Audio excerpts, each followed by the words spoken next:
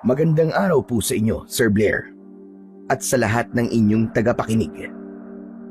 Isa rin po ako sa masugid ninyong taga-subaybay. Naging parte na nga po ng pang-araw-araw kong buhay ang makinig palagi sa channel nyo.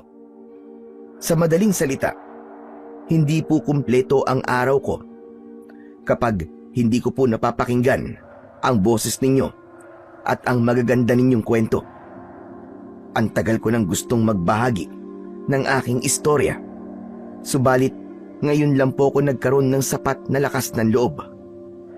Bale, ang kwento ko pong inyong maririnig ay sarili kong karanasan nung ako ay binata pa.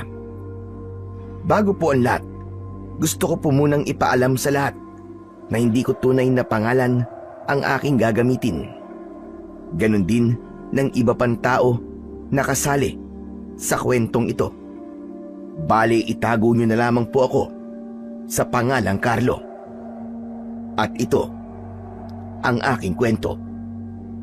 Ngunit bago po ang lahat, mga idol, ay huwag po nating kalimutang mag-like at i-hit ang notification bell sa aking mga YouTube channel na The Voice Addict at Apong Isaac para sa mas marami pang makapigil hininga na kwentong aswang at katatakutan mula sa mundo ng kababalaghan.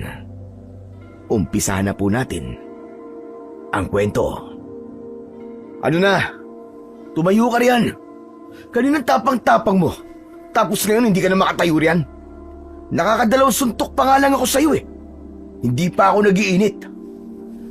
Para akong nag-aalborotong bulkan habang binibitiwan ang mga salitang yon. Kulang na lang ay sumabog na ako dahil sa tindi ng nararamdaman kong galit. Tahimik akong umiinom kanina sa loob ng isang resto bar nang bigla ba naman akong lapitan ng 3 lalaki at isa sa mga ito ang kumuha sa iniinom kong alak at ibinuhos sa akin. Yun ang dahilan kung bakit biglang dumilim ang paningin ko. Dumampot ako ng 2 bote at walang pag-aalinlangan ko yung inihampas sa ulo ng 2 nitong kasama. Kaagad na bumagsak ang mga ito at nawalan ng malay. Sunod kong hinarap ang mismong lalaking nagbuhos ng alak sa akin. 2 magkakasunod na suntok ang binitiwan ko sa mukha nito. Dahil doon, napaupo ito sa sahig at dumugo ang ilong at gilid ng labi. Kung tutuusin, ay kaya ko siyang patulugin sa isang suntok lang, pero hindi ko yung ginawa dahil gusto kong magkaroon pa ito ng pagkakataon na ipakita ang tapang nito para mas lalo akong ganahan. Subalit sa halip na tumayo para lumaban, nanatili itong nakahiga na siyang ikinainit lalo ng ulo ko. O ano? Ayaw mo talagang tumayo ha?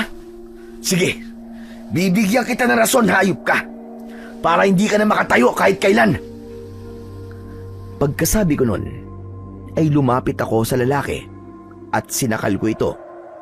Wala akong pakialam kung may mga nanonood sa akin. Nakita naman nila na hindi ako ang nagsimula. Carlo! Carlo, ano ba? Tama na yan! Kung hindi ko lang narinig ang boses na yun na tumawag sa pangalan ko, ay wala na sana akong balak na bitiwan ang lalaki hanggat hindi ito nalalagutan ng hininga. Tarantado kang animal ka. Ligtas ka ngayon. Pero sa susunod na makita ulit kita, sisiguraduhin kong yun na ang huling araw mo sa mundo. Yun ang mga binitiwan kong salita sa mukha nito bago ako tumayo at lumapit sa taong kadarating lang. At yun ay walang iba kundi si Adolfo, ang aking ama. Pa, nandito ka na pala. Akala ko hindi ka na darating eh. Hindi ko na natapos ang iba ko pang sasabihin dahil biglang dumapo ang kamao nito sa pisngi ko. Hindi ko yun inaasahan, kaya hindi ako nakailag. Balak pa sana nitong ulitin yun, subalit pinigilan nito ni Tita Helena stepmother ko. Tama na! Tama na, Adolfo! Ano ba? Hindi ito ang tamang lugar para pairalin mo ang init ng ulo mo. Mag-usap kayo na maayos. Sigurado ako may dahilan si Carlo kung bakit niya ginawa ito. Hayaan niyo po siyang magalit. Wala rin naman silbi kahit magpaliwanag ako sa kanya. Tumahimik ka! Ang mabuti pa, ayusin mo tong gulong ginawa mo at umuwi ka na sa bahay ngayon din. Doon tayo mag-uusap. Yun ang mga katagang iniwanan nito bago naglakad palabas sa lugar na yon. Naiwan akong puno ng hinanakit ang mga mata habang sinusundan sila ng tingin. Matagal nang mainit ang dugo nito sa akin, pero ito ang unang beses na sinaktan niya ako at hindi ko yun matanggap. Masakit para sa akin na kaya niya akong saktan, samantalang ako hindi ko yung kayang gawin. Malaki pa rin ang respeto ko sa kanya kahit matagal nang hindi maayos ang relasyon namin dalawa. Bagamat nagdadalawang isip, nagdesisyon pa rin ako na sundin ang sinabi ng papa ko. Bago ako umalis sa lugar na yon, ay nag-iwan muna ako ng sapat na halaga bilang kabayaran sa perwisyong naidulot ko. Mula roon, nagmaneho ako ng mahigit kumulang 15 minutos bago narating ang tapat ng bahay namin. Pagbaba ko sa sasakyan ay bigla akong binalot ng lungkot habang nakatingin sa pintuan. Noong panahong buhay pa si Mama, kapag alam niyang dumating na ako, ay kagad siyang tatakbo palabas at sasalubungin ako ng yakap. Isa sa dahilan kung bakit mas pinili kong umalis sa bahay na yon ay dahil gusto kong takasan ang lungkot na nararamdaman ko. Kahit saan sulok kasi ako tumingin, siya ang naaalala ko. 5 taon na ang nakalipas simula nang mawala siya. Subalit nandito pa rin sa dibdib ko ang sakit.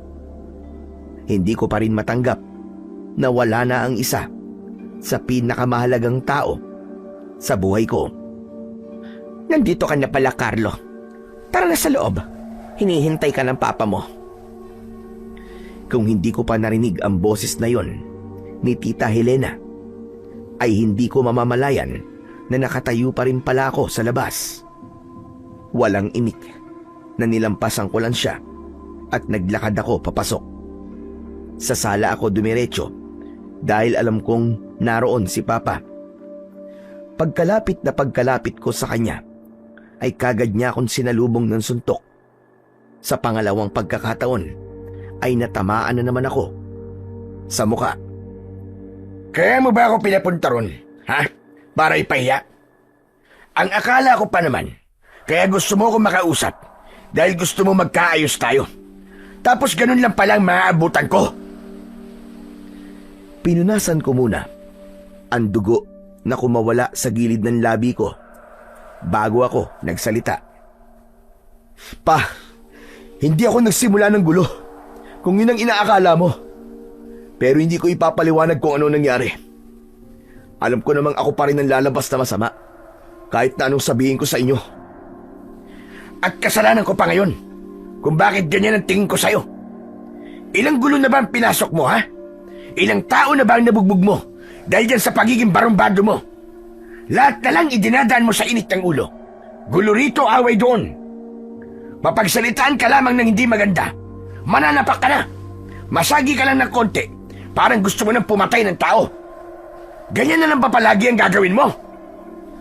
Kung pinapunta niyo lang po ako rito para sermonan, mabuti pang umalis na lang ako. Ayan! Diyan ka magaling.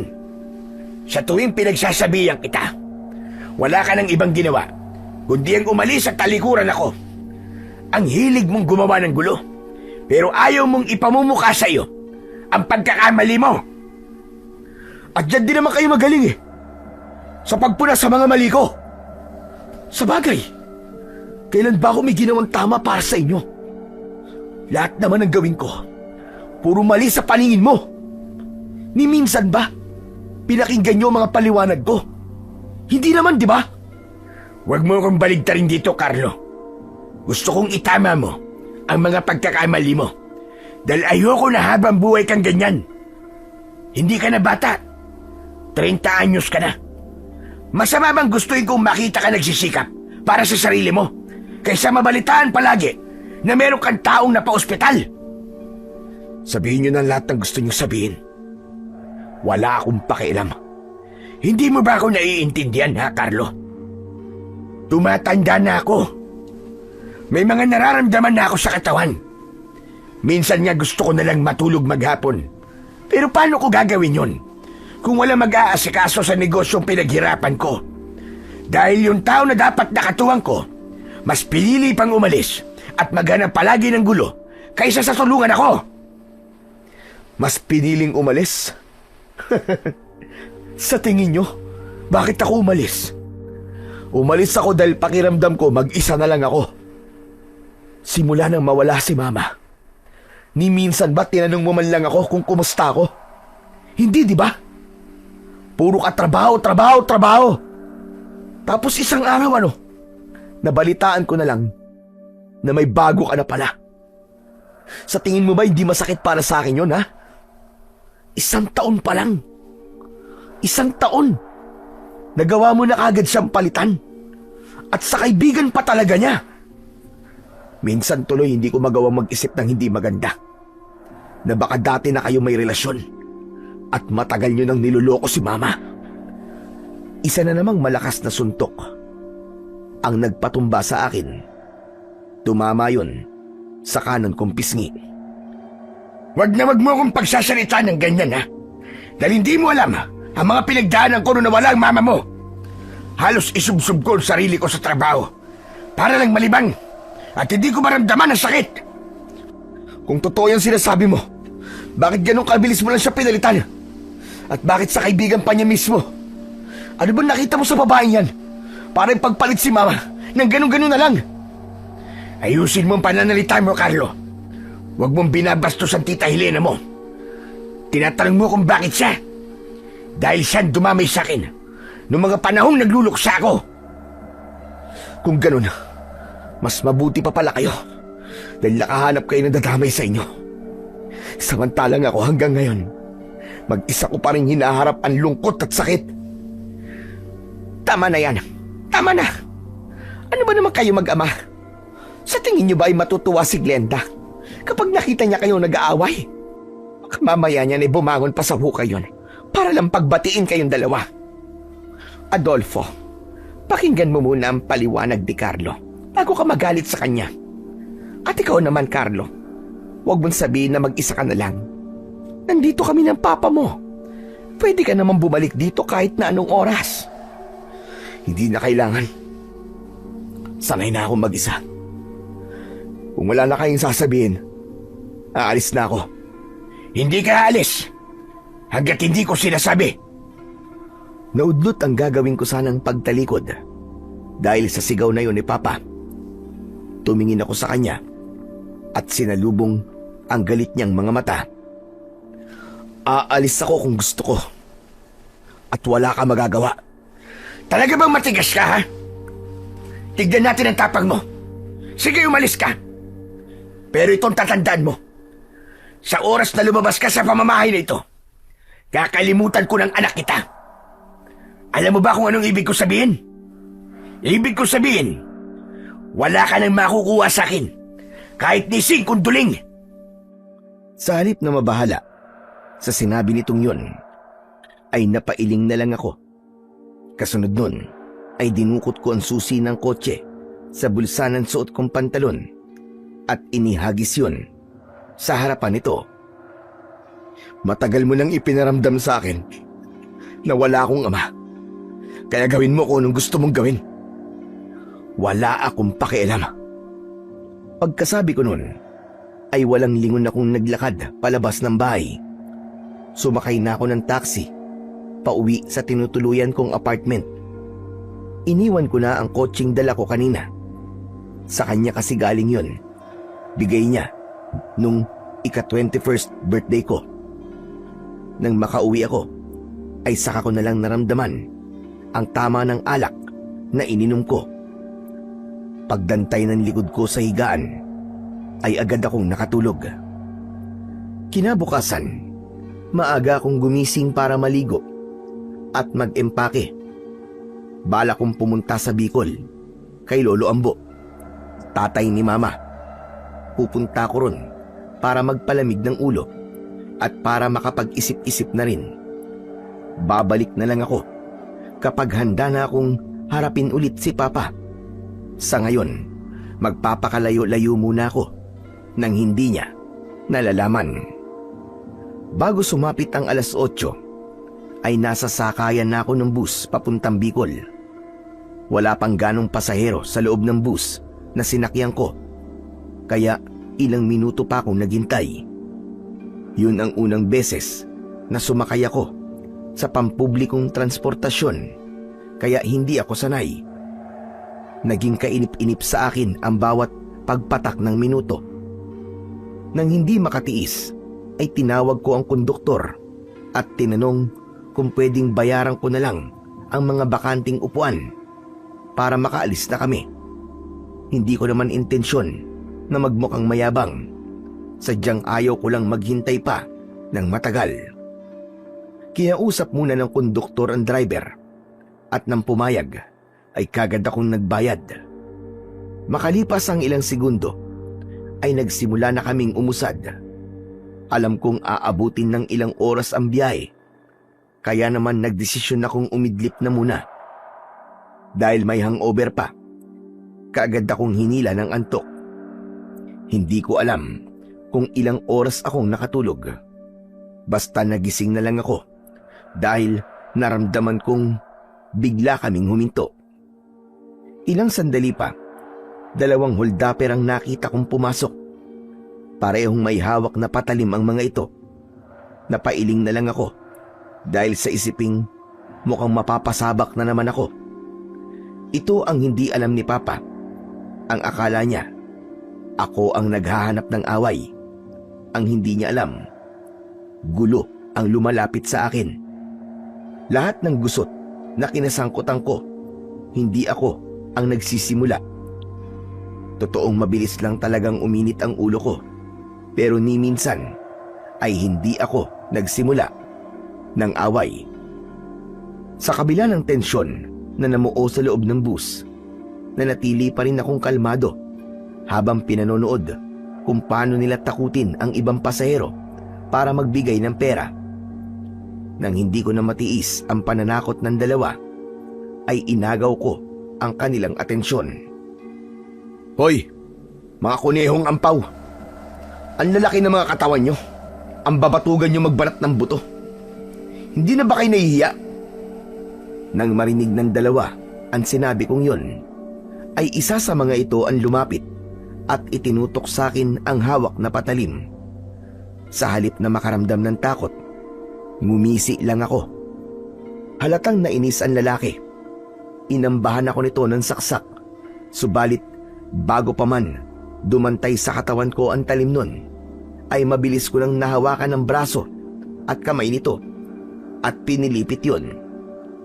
Napasigaw ito sa sakit at nabitiwan ang hawak na patalim. Inikot ko papunta sa likuran ng kamay nitong hawak ko, kaya mas lalo itong napangiwi nang dahil sa labis na sakit. Umatake pa sa akin ang isa nitong kasama, kaya itinulak ko ang lalaki pasalubong sa kanya. Dahil sa ginawa kong yun, ay parehas silang bumagsak, kaya nagkaroon na ako ng pagkakataon na makalapit. Hindi pa man tuluyang nakakatayo ang isa sa kanila, ay binigyan ko na kagad ito ng isang malakas na suntok sa panga. Muli itong bumagsak at hindi na muling nakabangon.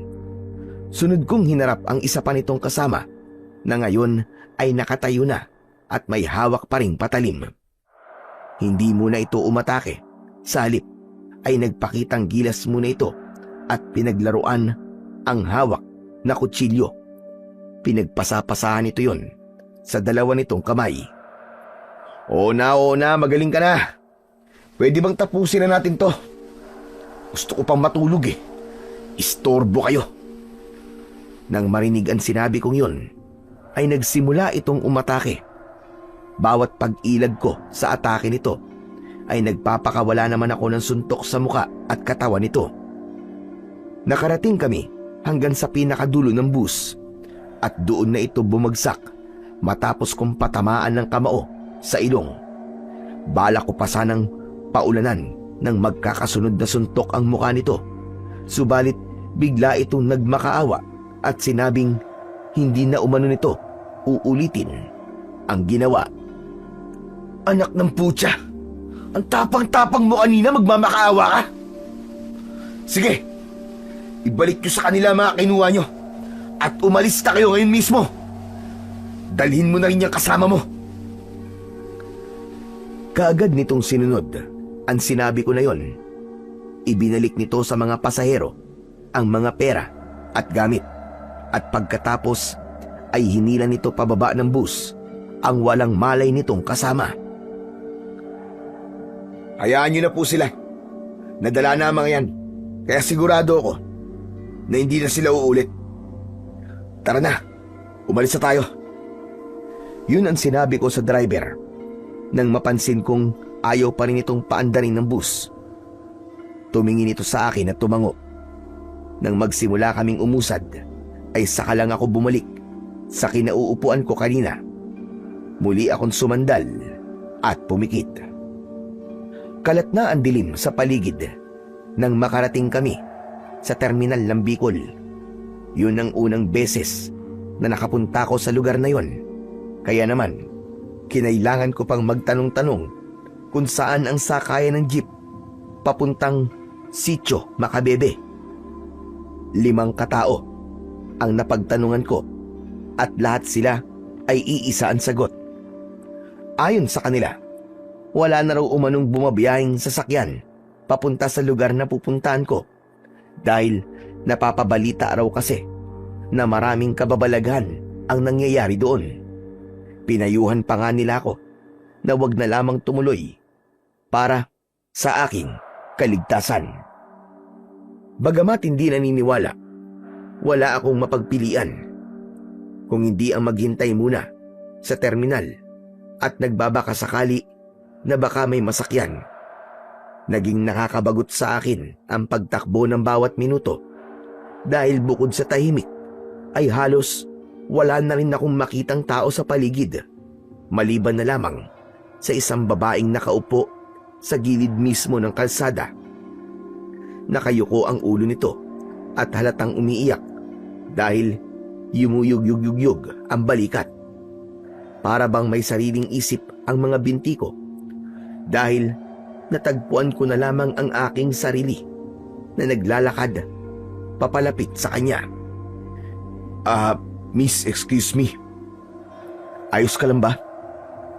Halatang hindi inaasahan ng babae ang presensya kong yon dahil napansin kong natigilan ito sa pag-iyak. Maya-maya pa ay pinunasan muna nito ang mga luha bago nag-angat ng muka. Ikaw pala? Ako naman ang natigilan dahil sa sinabi nitong yun. Nakapagtatakang kilala niya ako, samantalang sigurado ko na yun ang unang beses naming pagkikita.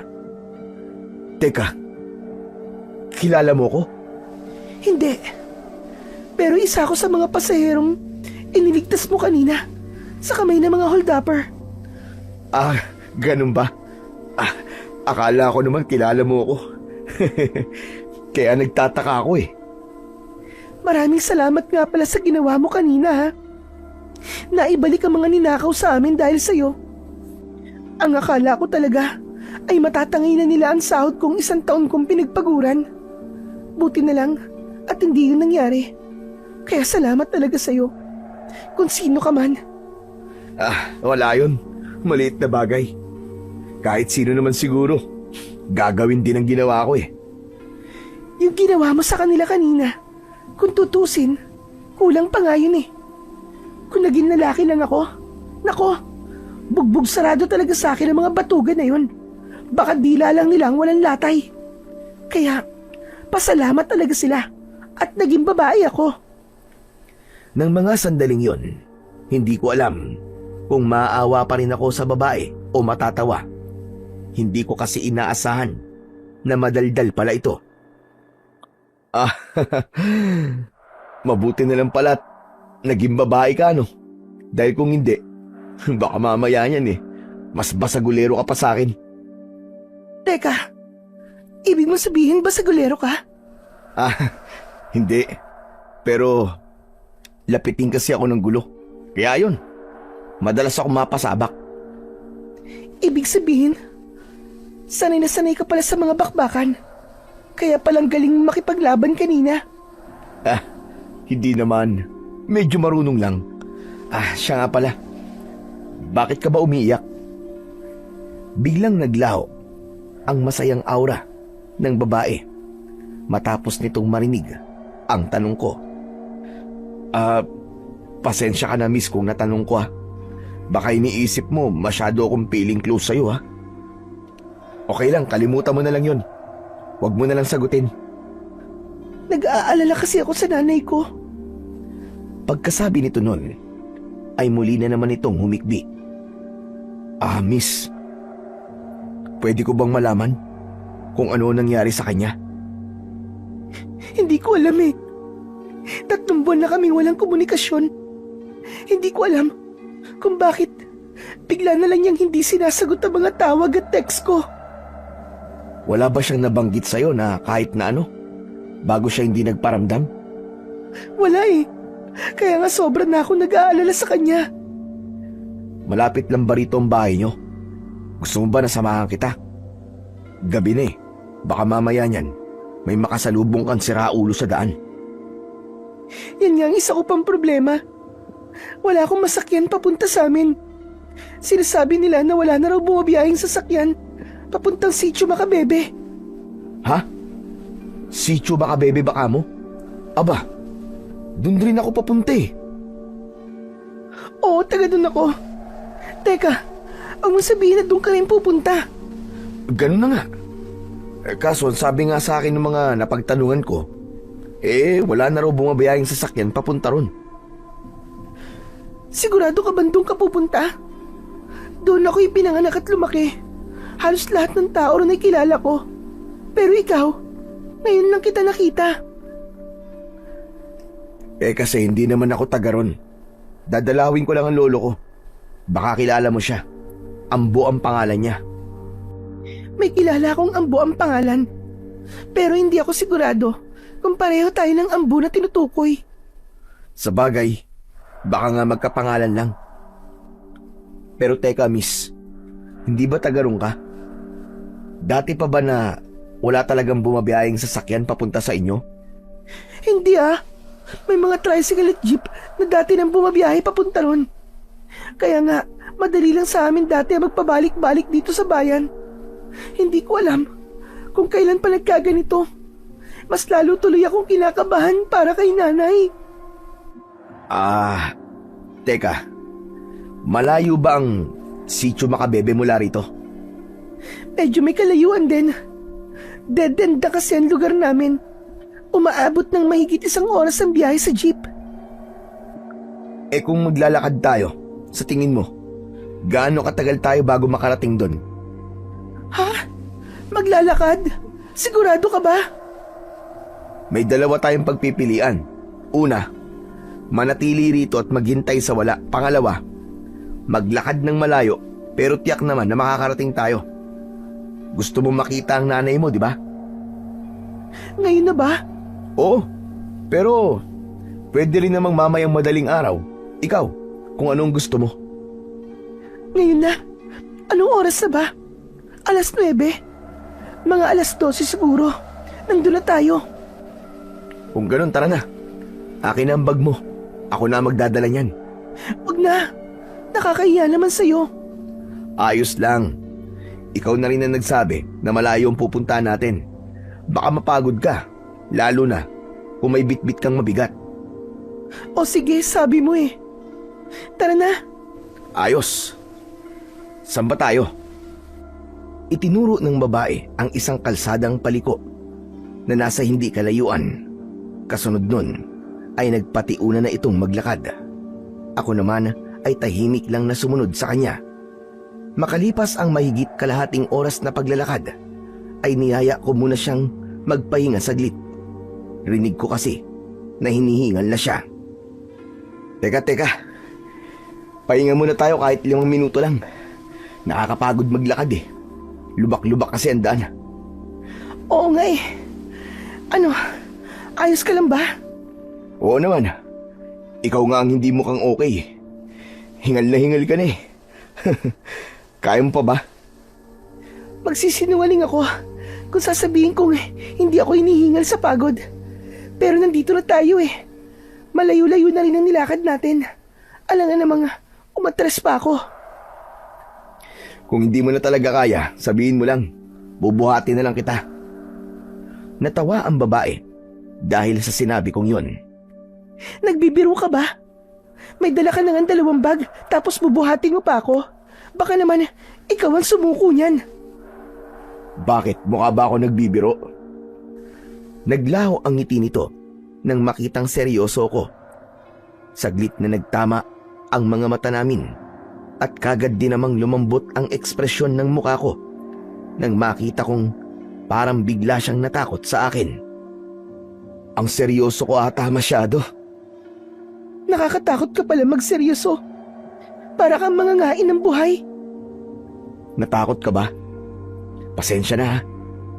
Medyo lang naman. Pasensya na ulit ha. Hindi ko intensyon na takutin ka. Ayos lang yun. O siya, tara na. Malayo pa lalakarin natin. Wala pa tayo sa kalahati. Pagkatapos niyang sabihin yun, ay nauna na ulit itong maglakad. Ako naman ay binuhat ko muna ang 2 bag na ibinaba ko kanina bago ako sumunod sa kanya. Dahil nakakabingi ang katahimikang namamayani sa amin, kaya naisipan kong magtanong sa kanya. Nabanggit mo kanina na nagtatrabaho ka sa syudad. Ilang buwan ka nang hindi nakakauwi rito? Simula nang umalis ako. Ngayon lang ulit ako nakauwi. Bali, siguro mga 7 buwan na. Aba, matagal-tagal na rin pala no. Mabuti at natitiis mong maiwalay sa nanay mo ng ganong katagal. May contact naman kasi kami sa isa't isa. Kahit malayo ako, palagi pa rin kami nagkakausap sa telepono simula nang umalis ako. Nitong nakaraang 3 buwan lang kami nawalan ng komunikasyon. Matagal na rin ang 3 buwan na hindi kayo nagkakausap. Hindi mo ba naisipang umuwi kagad para alamin kung ano na nangyayari? Kung ako lang ba ang masusunod matagal na sana akong umuwi. Ang kaso, kailangan ko pa maghintay na makahanap sila ng ipapalit sa akin bago ako pinayagan. Matanong ko lang, ano ba ang trabaho mo sa syudad? Caregiver ako. Isang matandang na stroke ang inaalagaan ko. Buti at kinaya mo. Hindi madaling trabaho ang ganyan. Mahirap mag-alaga ng bata, pero mas mahirap mag-alaga ng matanda. Wala namang madaling trabaho At isa pa, kailangan ng pera, kaya kailangan magtiyaga. Kung hindi nga lang ito nangyari, wala pa sana akong balak umuwi. Ang balak ko kasi, mag-ipon ako. At kapag may sapat na akong ipon, kukunin ko na si nanay pagkatapos niyang manganak. Ha? Buntis siya? Oo, sa pangalawang lalaki. Matagal na kasing patay ang tatay ko. 15 anyos pa lang ako nang mamatay siya. Nitong nakaraang taon lang, may nakilala si nanay, taga-bayan. Pero binuntis lang siya at iniwan pagkatapos. Kaya yon, may naiwang malaking responsibilidad sa amin. Kaya ka umalis at nagtrabaho, ganun ba? Ganun na nga, tama ka. May malaking responsibilidad kaming kakaharapin, kaya kailangan ko maghanap ng pera. Kailangan kumayod. Hindi ko naman pwedeng pabayaan na lang si nanay. Ang swerte ng nanay mo sa'yo. Halatang mahal na mahal mo siya. Oo naman, nanay ko yun Kung hindi dahil sa kanya, wala sana ako sa mundong ito. Teka lang, bakit ba puro tungkol sa akin ang tanong? Ikaw naman na magkwento. Nako, malungkot ang buhay ko. Baka hindi mo gustuing malaman. Asos, itsura mo pa lang. Halatang hindi ka galing sa mahirap na pamilya. Kaya sigurado akong masaya ang kwento ng buhay mo. Sige na, magkwento ka na. Bakit kapag mayaman ba ang isang tao, masaya na kagad ang buhay? Aba oo syempre. Wala kayong problema. Marami kayong pera eh. Mali ka dun. Hindi lahat ng may pera masaya. May mga bagay na hindi kayang bilhin at ibalik ng pera. Katulad ng ano?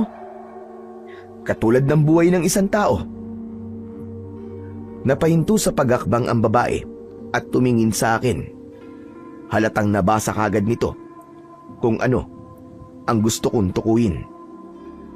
Pasensya ka na sa mga nasabi ko Kaya ko lang naman nasabi yun dahil kaming mahihirap. Pera ang pinaka-problema namin. Kayong mayayaman, marami kayong pera. Kaya akala ko wala na kayong problema. Ay, bakit ba ang hina ko mag-isip minsan? Pasensya ka na talaga Ano ka ba? Ayos lang. Hindi mo kailangan humingi ng pasensya. O ano, malayo pa ba tayo? Medyo malayo pa. Bakit, pagod ka na ba? Akin ang bag ko. Ako naman ang magdadala. Hindi. Naitanong ko lang. Magdadalawang oras na rin kasi yata tayo naglalakad eh. Mga 1 oras pa siguro bago tayo makarating doon. Grabe. Ang layo nyo pala talaga sa bayan, no? Mabuti na lang at maliwanag ang buwan. Kahit papano, maliwanag din ang dinadaanan natin. Oo nga Kung mag-isa lang siguro ako, baka kanina pa ako inimatay dahil sa takot na nararamdaman ko. Ha? Natatakot ka? Malamang. Tignan mo naman, hating gabi na. Tapos, tayong dalawa lang ang tao. Puro puno pa ang dinaraanan natin. Hindi ko lang ipinapaalata, pero nakakatakot naman talaga. Saan ka ba natatakot? Sa akin? O sa lugar? Siyempre sa lugar. Kung takot ako sa'yo, hindi sana ako pumayag na maglakad kasama ka. At isa pa, hindi ka naman mukhang masamang tao Iniligtas mo nga kami kanina, hindi ba? Mabuti na lang pala at mabait talaga akong tao, no? Kaya ikaw sa susunod, huwag kang basta-basta magtitiwala kahit kanino. Lalo na kapag hindi mo pa kilala. Babae ka pa naman. Parang gusto ko na tuloy matakot sa'yo dahil sa sinabi mong yan. Hindi, biro lang. Tatandaan ko yung sinabi mo. Mabuti naman kung ganun. Pero totoo ba talagang natatakot ka? Parang wala namang nakakatakot sa lugar na to Para sa'yo, wala. Pero para sa akin, sobrang nakakatakot ang maglakad ng ganitong oras. Pakiramdam ko, may bigla na lamang lalabas mula sa kung saan at aatakihin tayo. Naniniwala ka ron sa sinasabi nila na maraming kababalaghan ang nangyayari dito sa lugar nyo? Ayoko sanang maniwala Pero iba rin kasi ang pakiramdam ko. At isa pa, kung hindi totoo yun, bakit wala nang dumadaang sasakyan dito? Para bang binura na sa mapa ng Bicol itong lugar namin. Sa bagay, tama ka. Pero huwag ka mag-alala. Hindi naman kita pababayaan kung sakaling magkatotoo yung iniisip mo. Maraming salamat Ay teka, ano nga palang pangalan mo? Kanina pa tayo nag-uusap. Halos naikwento ko na sa iyo ang buong buhay ko, pero hindi ko pa alam ang pangalan mo. Oo nga pala, no? Ako si Carlo. Ikaw, ano bang pangalan mo? Ako naman si Nadine. Nice to meet you, Nadine. Ikinagagalak din kitang makilala, Carlo. O siya, tara na.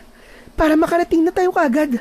Gusto ko na makita si nanay Nang muli kaming magpatuloy sa paglalakad, ay namayani na naman ang nakakabinging katahimikan sa pagitan naming dalawa. Alulong ng aso mula sa hindi kalayuan ang sumunod na bumasag sa tahimik na paligid. Nakakatakot naman ang alulong na yun. Alulong lang ng aso yun. Teka, nandito na ba tayo? Oo, paglampas natin ng sementeryo. Yun na yun. Napalingon ako sa paligid matapos kong marinig ang sinabi niya na yon. Doon ko lang napansin na may mga puntod nga sa kanang bahagi ng daan. Nagpatuloy kami sa paglalakad at makalipas ang ilang sandali ay nakarating na kami sa aming destinasyon. Alam mo ba kung saan ang bahay na pupuntahan mo? Kung hindi, sa amin ka na muna tumuloy. Bukas ka na ng umaga magtanong-tanong. Sasamahan kita. Mas maganda nga siguro kung bukas na lang ng umaga, no? Hating gabi na eh. Nakakahiya naman kung manggigising pa ako para lang magtanong-tanong. Yun na nga eh.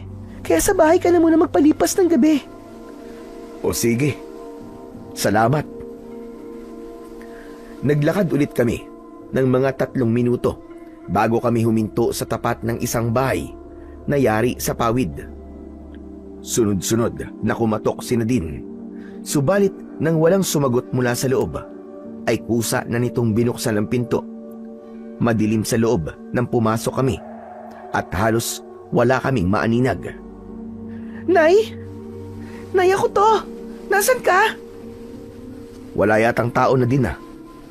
Sigurado ka bang bahay niyo to? Oo naman, dito ako lumaki. Kabisado ko ang bawat sulok nito kahit madilim. Hindi ko alam kung bakit wala si nanay. Sandali lang ha. Magsisindi lang ako ng lampara. Saglit na umalis sa tabi ko ang babae. Bagamat madilim at walang maaninag, naramdaman ko pa rin na sa kanang bahagi ng bahay ito naglakad dahil sa langit-ngit ng papag sa saig. Maya-maya pa ay may suminding lampara sa gawing yon. Pasensya ka na ha, kung ito lang ang ilaw namin. Walang problema.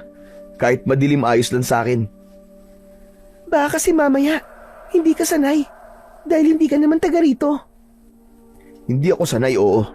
Pero hindi naman ako maarting tao eh. Hindi na muling umimik ang babae.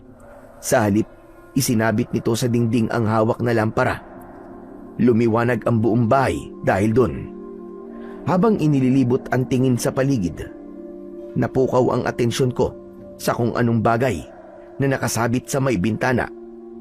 Nilapitan ko yun at nang hawakan ko ay doon ko lang nalaman kung ano yun. Bawang at asin? Teka, para saan ang mga to? Naglakad muna papalapit sa akin ng babae at tinignan kung ano ang tinutukoy ko bago sumagot. Hindi ko rin alam eh. Wala pa naman ito rito nung umalis ako. Magsasalita pa sana ako, subalit naudlot yun. Dahil may narinig kaming sigaw mula sa labas. Nagkatinginan kaming dalawa at pagkatapos ay sabay kaming lumabas ng bahay. Naulit ang nangyaring pagsigaw at doon ko nalaman na galing yun sa pang-apat na bahay mula sa bahay ni Nadine.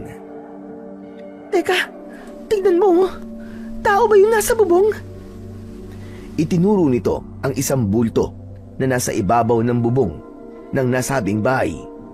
Sinipat ko yung mabuti at sa tulong ng liwanag ng buwan ay natiyak ko na katawan nga ng tao ang nakikita namin. Nakadipa yun sa itaas ng bubong at tila may kung anong sinisilip sa loob ng bahay. Dahil sa patuloy pa rin na pagsigaw ng babaeng nasa loob ng bahay, kaya nagdesisyon na akong kumilos. Pumasok ka na muna sa loob ng bahay ah. Huwag kang susunod sa akin. Doon mo na ako hintayin. Yun ang mga katagang binitiwan ko kay Nadine bago ko siya iniwan. Naglakad ako papalapit sa pang-apat na bahay at nang ilang hakbang na lang ako, ay doon na ako sumigaw para kunin ang atensyon ng taong nasa itaas ng bubong. Hoy! Humag! Anong ginagawa mo riyan ha? Nagtagumpay naman ako sa gusto kong mangyari. Subalit hindi ko inaasahan ang itsura nito nang tumingin sa akin. Katawan ng tao, pero mapupula ang mga mata nito. May matutulis na mga ngipin at mahaba ang dila. Tumayo ito at iniisang talon ang pagitan naming dalawa. Higit pa palang nakakatakot ang itsura nito sa malapitan dahil parang balat ng unggoy ang balat nito dahil mabalahibo. Bukod doon, matutulis at mahahaba ang mga kuko nito sa kamay at paa. Nang mga sandaling yun, pakiramdam ko ay tinakasan ako ng katapangan sa katawan dahil sa unang pagkakataon ay nakaramdam ako ng kaba at hindi makapag-isip ng maayos kung ano ang dapat kong gawin. Mas lalo akong nabahala nang mula sa kung saan ay may dalawa pang kapareho nito na sumulpot. Baka sa kanilang mga itsura ang pagkasabik na lantakan ako. Nang magsimula silang lumapit ay dahan-dahan ako napaatras. Nag-iisip kung sa paanong paraan makakatakas. Kahit tumakbo ako, hindi ako makakalayo. Nagpatuloy ako sa pag-atras hanggang sa makarating ako sa tapat ng bahay ni Nadine. Bumukas ang pinto at lumabas ang dalaga. May bitbit itong isang garapon. Lumapit siya sa akin at isinaboy sa 3 nilalang ang laman ng garapon na hawak nito. Nakita ko kung paanong para silang napapaso matapos matamaan ng asin. Bawat parte ng katawan nila ay biglang umuusok kapag natatamaan. Tara na! Pumasok ka na dito, dali! Pagkasabi nun, ay hinawakan niya ako sa kamay at hinila papasok sa bahay. Pambihira! Anong mga nilalang ngayon? Hindi ko rin alam. Ngayon lang ako nakakita ng ganun. Pero paano mo nalaman? Natakot sila sa asin. Dahil dito, malamang dahil sa kanila, kaya nagsabit ng ganito si nanay para pangontra. Ang tinutukoy ni Nadine ay ang asin at bawang na nakasabit sa may pintuan. Katulad ng nakita ko kanina sa may bintana. Magsasalita pa sana ako, subalit naudlot yon dahil may sunod-sunod na bumagsak sa bubong.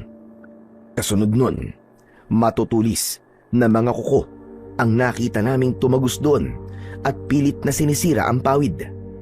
Halata sa kilos ng mga ito ang pagiging agresibo na sirain ang bubungan para makapasok. Mukhang hindi sila aalis. Anong gagawin natin? Nakapagtataka. Kanina, halos ayaw nila akong atakihin. Pero matapos mo silang sabuyan ng asin, bigla silang naging agresibo. Hindi ko alam kung tama ang hinala ko. Pero sa tingin ko, hinintay lang nila na tayo ang unang umatake. Ano nang gagawin natin? Wala na kaming asin. Ubus na. Hindi asin ang kailangan natin. May armas ka ba rito? Armas? Kutsilyo lang ang meron dito eh. Pwede na yan, akin na. Teka lang, kukunin ko. Natatarantang umalis ang dalaga at nang bumalik ito ay may dala ng kutsilyo. Kaagad ko naman yung kinuha. Maghanap ka na mapagtataguan mo. Huwag kang lalabas hanggat hindi ko sinasabi ha. Pero paano ka? Baka hindi mo sila kayanin. Kung mamamatay lang din ako ngayong gabi, mas gusto kong mamatay na lumalaban. Sige na, magtago ka na. Malapit na silang makapasok. Bilisan mo. Nang umalis na si Nadine para magtago, ay isa-isa kong kinuha ang mga bawang at asin na nakasabit. Nilapitan ko rin ang lamparang nakasindi at pinatayon. Pumuesto ko sa isang sulok at hinintay silang makapasok. Nang magtagumpay silang matuklap ang bubong ng bahay, ay biglang nagkaroon ng liwanag sa loob dahil pumasok naman ang sinag ng maliwanag na buwan. Sabay-sabay tumalon papasok ang 3 halimaw at nang makita ko ay kagad kong inihagis sa kanila ang hawak kong bawang at asin. Pagkatapos nun ay tumakbo ako papunta sa madilim na parte ng bahay at doon ko sila hinarap. Hindi ako umatake. Hinintay ko lang kung sino ang lalapit. Tsaka ko iwinasiwas ang hawak kong patalim. Isa sa mga ito ang nagtagumpay na masunggaban ako sa kaliwang braso ko, kaya napangiwi ako sa sakit. Para makawala, binitiwan ko ang hawak kong patalim at sinalo ko yun gamit ang isa kong kamay. Nang mahawakan ang armas, ay wala akong inaksayang sandali. Kaagad ko yung itinarak sa leeg nito. Makalipas ang ilang segundo, ay bumagsak na kagad ito sa saig. Matapos makita ang nangyari sa kanilang kasama, ay mas lalong naging agresibo ang dalawa pang natitirang halimaw. Sabay na umatake ang mga ito sa akin. Nasunggaban ako ng isa sa leeg na siyang ikinatumba ko. Gayunpaman, hindi pa rin ako nagpatinag. Pinagsasasaksak ko ito sa tagiliran. Nang tangkain itong lumayo, ay iniyakap ko rito ang braso kong sugatan. Ginawa ko yun para hindi ito makawala sa ginagawa kong pagsaksak sa tagiliran nito. Nang bumagsak ang ulo nito sa leeg ko, ay saka lang ako tumigil. Hindi pa man nakakabawi sa sakit, ay naramdaman kong may kumagat sa kanang kong binti at hinila ako. Muli akong napangiwi dahil sa panibagong sakit na naramdaman ko. Ang ginawa ko, pilit kong iniangat ang kalahati ng katawan ko, at nang saktong abot na ng kamay ko ang halimaw, ay paulit-ulit ko itong sinaksak sa likod hanggang sa manghina at bumagsak. Nang matiyak kong wala na itong buhay, ay saka ko lang ibinagsak ang likod ko sa saig at pumikit. Carlo! Carlo! Pagamat narinig ko ang sigaw na yon ni Nadine, ay nanatili akong nakapikit. Kahit nang maramdaman kong nilapitan niya ako, ay hindi pa rin ako dumilat. Carlo! Hoy, Carlo! Carlo, gumising ka! Niyugyug niya ako sa balikat at tinapik-tapik sa pisngi. Pero nanatili pa rin akong nakapikit. Pinigilan ko rin na wag huminga nang idikit niya ang tenga niya sa dibdib ko. Carlo! Carlo, ano ba gising? Carlo, gumising ka! Gising!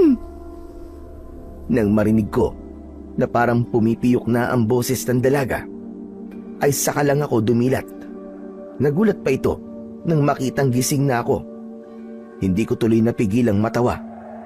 Kaagad naman akong napaaray matapos nitong pisilin ang balikat kong may sugat. Nakakatawa ba yun, ha?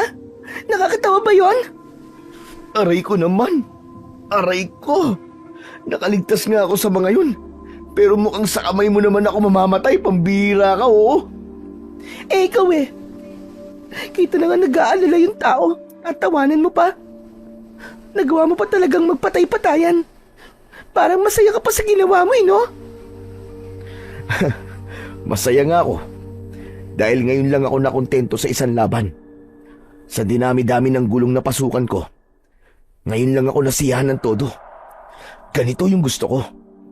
Yung hindi sa una lang magaling ang kalaban. Ah, gusto mo pala yung ganyang kulang na lang ay mapatay ka na. Paano ngayon yan? Sinong gagamot niyang mga sugat mo? Pambihira naman, oo. Kung kaya ba ng konsensya mo na makita akong malagotan ng hiningi matapos kitang iligtas, hayaan mo na lang ako. Aray, ang sakit. Nangungonsensya ka pa talaga eh, no? Sige na nga. Nagbibiro lang naman ako. Kaya mo bang makaupo? Parang hindi eh. Aray, ang sakit ng buong katawan ko. Nang marinig ang sinabi ko na yon, ay tinulungan nito akong makaupo. Wala akong kahit na anong gamot dito. Kaya lilinisan ko na lang yung mga sugat mo at tatalian pagkatapos. Ayos lang ba sa iyon? May karayom at sinulid ka ba riyan? Gusto ko sanang tahiin mo tong nasa balikat ko. Ano? Tatahiin ko? Sigurado ka ba? Oo, para magsara. Kaya mo ba? Bakit ako tinatanong mo? Magtatahi lang naman ako. Hindi naman ako masasaktan. Ikaw ang dapat tanungin ko niyan. Kaya mo ba? Kayang-kaya. O sige, ikaw ang masusunod. Sandali lang. Ihahanda ko lang ang mga gagamitin ko. Umalis ang dalaga sa harapan ko. At saglit na naging abala sa paghahanda ng mga gagamitin nito sa panggagamot sa mga sugat ko. Makalipas ang ilang minuto, bumalik ito sa tabi ko. Nagsindi muna ito ng lampara at inilagay yon sa tabi ko bago sinimulang linisin ang sugat ko. Pagkatapos nitong linisin, at talian ang sugat ko sa binti at braso ay ang sugat ko naman sa balikat ang hinarap nito. Tatayin ko na ha. Handa ka na ba? Sa halip na sagutin ang tanong nito, ay dinampot ko ang hinubad kong damit pang itaas at ipinasok ko yon sa sarili kong bibig. Nang simulang tahiin ni Nadine ang sugat ko, ay napapikit na lang ako at tiniis ang sakit tuwing itutusok at hihilahin ito ang karayom sa balat ko. O hayan, tapos na. Pagkasabi nun, ay inalis nito ang damit na nasa bibig ko at ipinunas sa muka at katawan kong naliligo sa pawis. Maraming salamat na din ha. Wala yun. Sige na, magpahinga ka muna. Ililigpit ko lang itong mga ginamit ko. Akmang tatayo sana ang dalaga, subalit hinawakan ko siya sa braso at pinigilan. Bumalik ka sa pinagtataguan mo kanina. Anong oras pa lang? Baka mamaya may dumating pang kauri ng mga yun. Sa kalagayan ko, baka hindi ko na kayaning lumaban.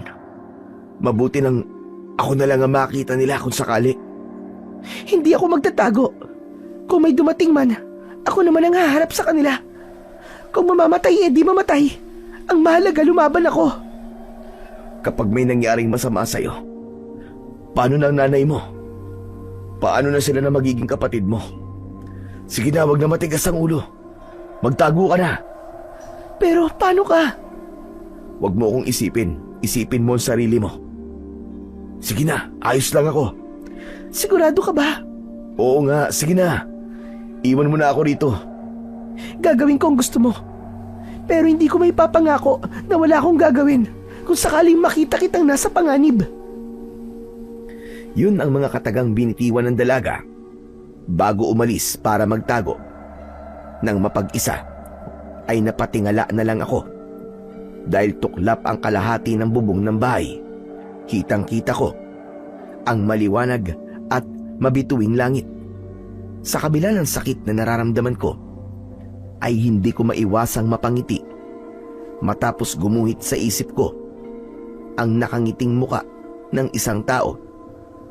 Makalipas ang ilang saglit, ay naramdaman kong bumigat ang mga talukap sa mata ko hanggang sa tuluyan na yung nagsara. Nang magising ako, ay nasa loob na ako ng isang kwarto. Wala na ako sa bahay ni Nadine. Yun ang natiyak ko dahil hindi nasira ang bubong ng bahay at wala na rin akong makitang katawan ng halimaw sa paligid. Bumangon ako at saktong tatayo na sana ako nang bumukas ang kortina at pumasok ang isang matandang lalaki. Otomatiko akong napangiti nang makilala ko siya. Mabuti naman at gising ka na, apo. Ikaw ba talaga yan, Lo? Teka, paano ako napunta rito? Nasaan yung mga halimaw? Nasaan si Nadine? Teka. Isa-isang tanong lang. Ano ka ba naman, bata ka, oo? Pasensya na po. Naguguluhan kasi ako eh. Nagpunta kami kaninang umaga sa bahay ni Nadine. Nalaman kasi namin na pinasok yun ng mga kalibulan. Nakapagtataka ka ako. Wala namang nakatira sa bahay na yun, pero bakit yun ang pinasok ng mga aswang? Pagdating namin doon, nakita namin yung mga bangkay at naabutan ko sila din na pinapalitan ng tali ang mga sugat mo. Teka. Kalibolan? Aswang? Tama po ba narinig ko? Oo, apo, tama. Kalibolan ang tawag sa mga aswang na sumugod sa inyo kagabi. Tuwing kabilugan ng buwan, nambubulabog sila rito at walang awang ng bibiktima. Mga bata at buntis ang gustong-gusto nilang biktimahin. Ibig sabihin, may mga nabiktima na po sila rito? Abay, oo. Marami-rami na rin. Tuwing kabilugan ng buwan, hindi lang iisang tao ang binabawian nila ng buhay. Sa loob ng 4 na buwan nilang pambubulabog dito, mahigit 10 tao na ang nabiktima nila. Ganun na karami? Wala po ba kayong ginagawa para pigilan sila? Hindi po kayo lumalaban? Marami nang nagtangka. Pero lahat ng naglakas ng loob na lumaban ay nabigulan din. Kaya sa ngayon, tanging dasal na lang ang ginagawa namin tuwing sasapit ang kabilugan ng buwan. Bakit hindi na lang po kayo umalis sa lugar na to at lumipat? Kung delikado pala rito. Marami na ang umalis. Pero marami rin ang katulad ko na hindi kayang iwan ang lugar na ito. Karamihan sa amin dito, ipinanganak at dito nagkapamilya. Kaya hindi madali na basta na lamang umalis. At isa pa, nandito ang pananim namin. Pero buhay niyo na po ang nanganganib, Lo. Hindi pa ba sapat na dahilan yun para iwan niyo po ang lugar na ito?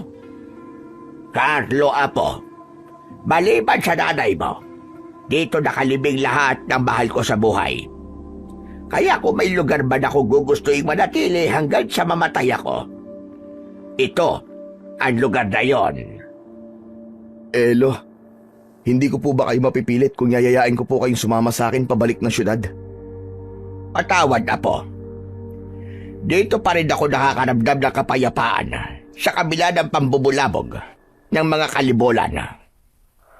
Saan po ba galing ang mga kalibolan na yun, Lo? Ang tagal niyo na po nakatira rito, bakit ngayon lang po sila sumulpot? Ang mga kalibolan ay aswang na nakatira sa pusod ng mga kagubatan o bundok. Matagal na panahon na silang nabubuhay sa pamamagitan ng pambibiktima ng mga hayop na nakatira sa gubat. Kung matagal na po silang panahon na nabubuhay sa pagkain ng hayop, bakit bigla po silang lumabas para mambiktima ng mga tao? Dahil wala na silang makitang hayop sa gubat. Halika, may ipapakita ko sa iyo, Apo. Pagkasabi nun, ay tumayo ang matanda at naglakad papalapit sa nakabukas na bintana. Pinilit ko namang tumayo at lumapit sa kanya. Nakikita mo ba yon? Isa yan sa pinakamalawak na gubat dito sa Bicol. Itinuro ng matanda ang isang kagubatan na abot tanaw mula sa kinatatayuan namin. Ano pong kinalaman ng kagubatan na yan sa mga nangyayari, Lo? Naniniwala kami na dyan nakatira ang mga kalibulan na umaatake rito. Pero dahil nakakalbo na, marahil ay wala na silang makitang hayop kaya lumalabas na sila para maghanap ng makakain. Ito ang pinakamalapit na lugar mula sa gubat na yan. Kaya ito ang pinupuntahan nila. At sa tingin ko, nagustuhan nila ang laman ng tao. Kaya naman bumabalik-balik sila. At kapag naubos na po ang mga tao rito, maghahanap na naman sila ng ibang lugar, ganun po ba? Ganun na nga, natumbok mo. At itong napakagandang lugar na ito, baka tuluyan na talagang mabura sa mapa. Dahil sa sinabing yun, ay inilibot ko ang paningin sa paligid. Hindi ko maitatangging maganda nga talaga ang Sitio Macabebe. Mayaman sa mga pananim, katulad ng saging, mais, mga gulay, palay at niyog. Dahil doon, halos luntian lahat ang makikita. Ang ganda pala talaga ng buong paligid kapag ganitong maliwanag. Ang daming pananim. Lo, tanim niyo po ba ang lahat ng yan? Lahat ng mga pananim na nakikita ng mga mata mo ay pag-aari ng mga tao rito sa Sitio Macabebe. Yan ang hanap buhay ng mga tao rito. Kaya kahit malayo kami sa bayan, kaya naming mabuhay. Abay, maglaga lamang kami ng kabote o mais. Busog na kagad kami. Naiintindihan ko na po kayo, Lo, kung bakit ayaw niyo pong umalis dito. Hindi po hamak na mas maganda rito kesa sa Maynila. Marami pong puno rito, kaya hindi masyadong mainit. At dahil malayo kayo sa bayan, sariwa at presko ang hangin. Hindi po katulad sa syudad na puro polusyon. Sinabi mo pa, Apo. Kung hindi nga lang sumulpot ang mga kalibolan, aba, hanggang ngayon sana sa amin pa rin nag-aangkat ng gulay ang mga tagabayan. Simula kasi nang mabalitaan nila na may mga kababalaghang nangyayari dito sa amin, marami na ang natakot na magpunta rito. Yun na nga po ang dahilan kung bakit naglakad po kami ni Nadine mula bayan papunta rito. Wala kasi kami masakyan eh. Ay, oo nga pala no. Nasaan po pala si Nadine? Nakita na po ba niya ang nanay niya? Nasa sementeryo pa rin siya hanggang ngayon. Sementeryo? Bakit po? Ano pong ginagawa niya ron? Binuntahan niya ang puntod ng nanay niya. Kaninang mga bandang 2:00 ko pa siya hinatid doon. Hanggang ngayon wala pa rin siya. 3 oras na siya ron. Teka, ano po sinabi niyo? Nasa puntod po siya ng nanay niya. Patay na po ang nanay niya, Lo. Tama ka, Apo. Awang-awa nga ako sa bata na yung kanina. Naglupasay matapos malaman ang nangyari. Ngayon niya lang nalaman na 3 buwan nang wala ang nanay niya. Bago naman kasi malagutan ng hininga si Susan, nakiusap siya sa amin na wag daw naming ipaalam kay Nadine ang nangyari sa kanya para daw hindi umuwi. Ano po ba nangyari? Ano pong ikinamatay niya? Sa kasamaang palad, isa siya sa nabiktima ng mga kalibulan. Binutas ang tiyan niya at kinuha ang sanggol sa loob nun. At yun ang naging dahilan ng kanyang pagkamatay. Grabe. Umuwi si Nadine dahil 3 buwan nang hindi nagpaparamdam ang kanyang nanay. Sa terminal pa lang kagabi umiiyak na siya dahil sa sobrang pag-aalala. Kaya sigurado ako na sobra siyang nasaktan ngayon. Alam ko, Apo. Kaya nga sinabi niya kanina na gusto niya magpaiwan doon. Kaya yon, hinayaan ko na lang muna siya. Lo, pupuntahan ko po siya. Kailangan niya ng karamay. Kaya mo na maglakad. Sasamahan na kita. Hindi na po, Lo. Malapit lang naman, di ba? Madali ko naman sigurong makikita yun. O sige, ikaw ang bahala. Pagdahan-dahan ka lang at baka mapuwersa yung mga sugat mo. Sige, Lo. Salamat. Aalis lang po ako saglit. Lumabas ako ng bahay at tinakandaan papuntang sementeryo. May ilan akong nakasalubong na taga roon at tinatanguan ko sila bilang pagbati. Hindi pa man ako tuluyang nakakalapit sa sementeryo ay nakita ko na si Nadine. Nakaupo siya sa harapan ng isang puntod. Binilisan ko ang paglalakad at nang ilang hakbang na lang ang layo ko sa kanya ay narinig kong humihikbi siya. Nagpatuloy ako sa paglapit at huminto nang nasa tabi niya na ako. Nadine, nakikiramay ako. Nagpunas muna siya ng luha bago tumingin sa akin. Mabuti naman at nagising ka na. Kumusta na ang pakiramdam mo? Yung mga sugat mo, masakit pa ba? Ayos lang ako. Masakit ang mga sugat ko pero alam kong baliwala ito kumpara sa sakit na nararamdaman mo ngayon. Hindi ka dapat muna nagkikikilos eh. Baka dumugo yung mga sugat mo. Ang mabuti pa bumalik ka na ulit doon. Kailangan mo pa magpahinga. Kung itinataboy mo ako dahil ayaw mong makita ko na umiiyak ka, mas lalong hindi ako aalis.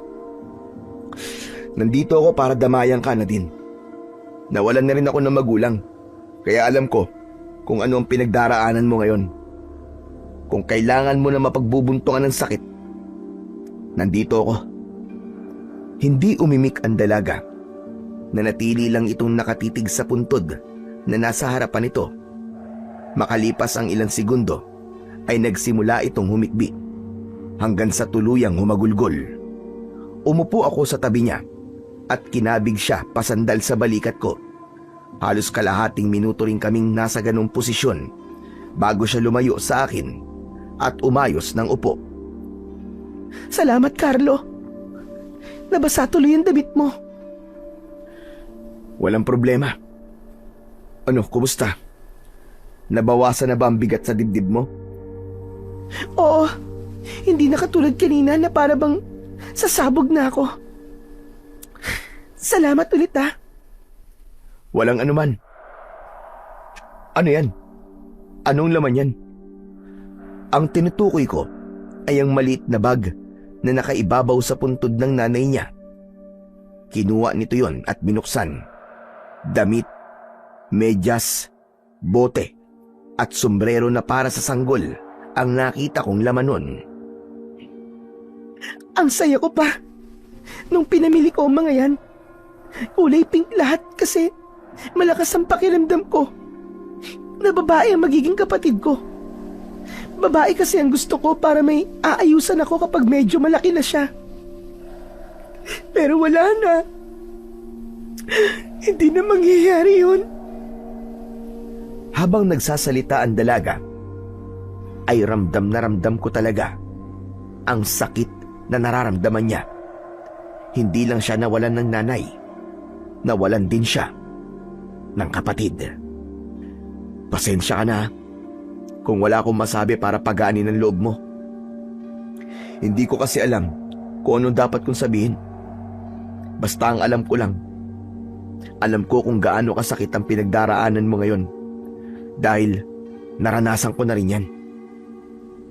Anong ginawa mo para makalimutan mo ang sakit? Hanggang ngayon nandito pa rin ang sakit. Siguro dahil hanggang ngayon ay hindi ko pa rin matanggap na wala na siya. Yung tao naman na inaasahan kong magiging karamay ko, wala siyang pakialam sa akin. Kaya naman umalis na lang ako sa bahay namin. Sa halip na intindihin, itinakwil niya pa ako bilang anak niya. Kaya ka ba nagpunta rito? Nagpunta ako rito dahil gusto kong lumayo muna sa magulo kong buhay at makapag-isip-isip.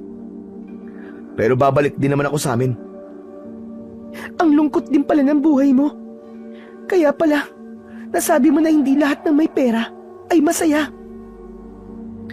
Simula nang mawala si Mama, hindi na ulit ako nakaramdam ng totoong saya. Pero hindi halata sa'yo na hindi ka masaya sa buhay mo at may pinagdaraanan ka.